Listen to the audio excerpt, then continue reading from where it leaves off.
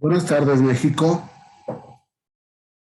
Uno de los muchos problemas que podríamos enfrentar a la hora de analizar el modelo procesal penal acusatorio mexicano es si el modelo mexicano, y podríamos sumar, los modelos latinoamericanos son modelos adversariales.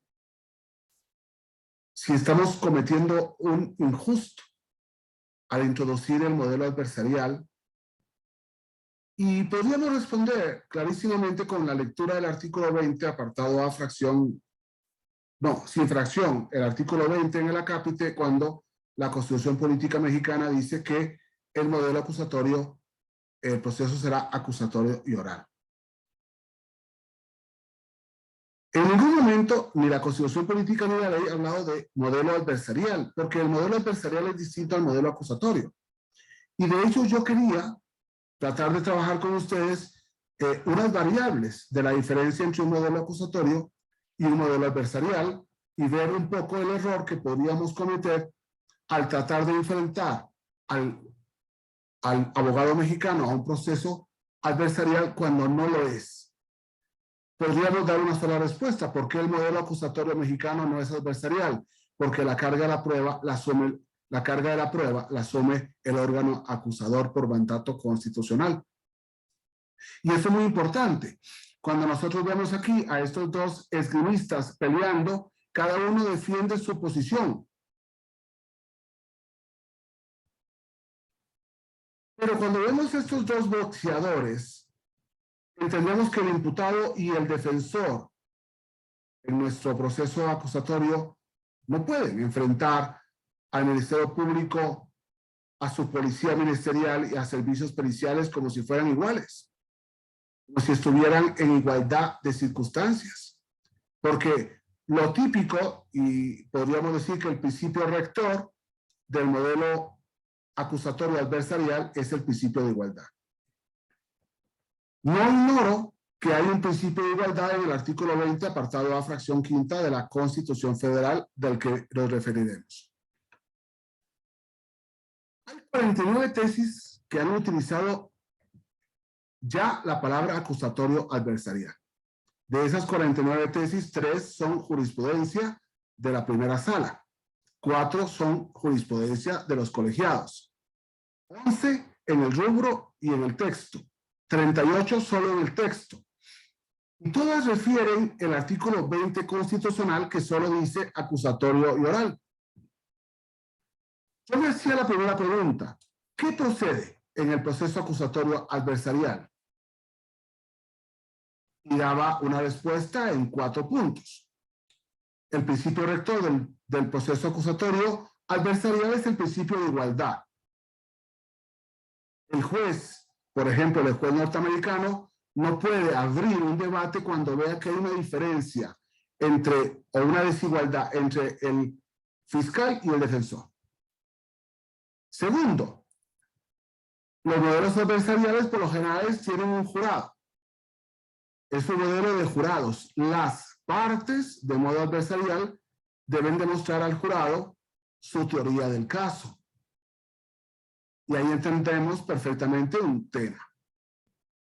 ¿Por qué en los modelos adversariales se puede hablar de la teoría del caso? Porque el principio de igualdad permite que cada uno con su teoría del caso pruebe la teoría del caso y gane. Pero cuidado, no lo estamos haciendo ante un juez, ante un grupo de jueces, ante un trío de jueces, sino ante un jurado lego. En tercer lugar, el sistema adversarial con la teoría del caso, o por la teoría del caso, cada parte fiscal y defensor deben proponer no solamente su teoría, sino que probar. Y por tanto, al probar cada uno su teoría del caso, deben convencer. Y convencer en razón de igualdad. De modo que las partes no pueden cambiar la teoría del caso a lo largo del juicio porque confunden al jurado. Por el contrario, nos haríamos una pregunta: ¿qué procede en el proceso acusatorio oral mexicano? En el proceso oral mexicano, el principio rector no es el principio de igualdad, sino el principio de alternatividad. Se procura también por los jueces la solución del caso a través de mecanismos alternativos de solución de conflictos o determinación del proceso. El proceso mexicano parte de un tribunal de enjuiciamiento de jueces expertos con años de experiencia que no se intimidan por una teoría del caso, sino por el contrario, por el alegato de apertura que solo el fiscal debe demostrar, lógicamente a través de una teoría del delito.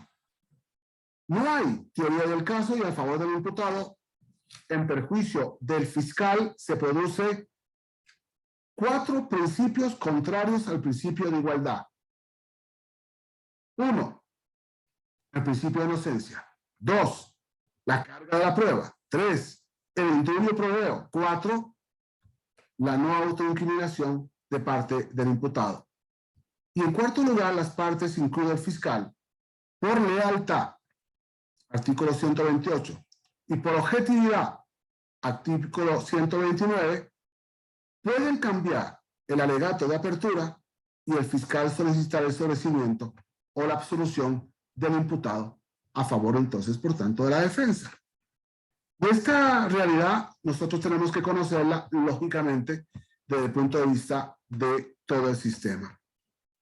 Cuando nosotros referimos el principio de alternatividad, nos damos cuenta que desde que se creó la justicia integral para adolescentes, el 12 del 12 del 2005, la Constitución Política introdujo que las formas alternativas de justicia deberán observarse en la aplicación de este sistema siempre que resulte procedente, el principio de alternatividad. En la reforma del modelo acusatorio, en la reforma constitucional del 18 de junio del 2008, se introdujo en el párrafo tercero, que ocupa ahorita el párrafo quinto, las leyes preverán mecanismos alternativos de solución de controversias. En la materia penal, regularán su aplicación, asegurarán la reparación del daño y establecerán los casos en los que se requerirá supervisión judicial. Y finalmente, en el 2017, con la reforma del 15 de septiembre, se introduce otra frase preciosa en el artículo 17 constitucional.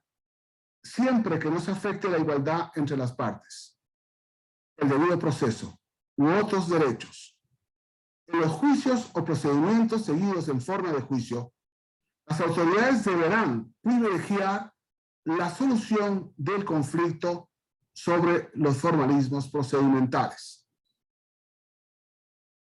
Es claro que tenemos un proceso totalmente distinto. Cuando alguien me cuestiona el artículo 20, apartado A, fracción quinta, que además introduce la carga de la prueba para el órgano acusador, el artículo 20, apartado A, fracción quinta, que ustedes pueden leer, nos dice que hay igualdad para sostener la acusación y la defensa. Sostener la acusación y la defensa no es igualdad, es la protección del principio de contradicción, es la protección del principio de igualdad de armas. Es muy importante esto, la igualdad de armas. Muchas gracias.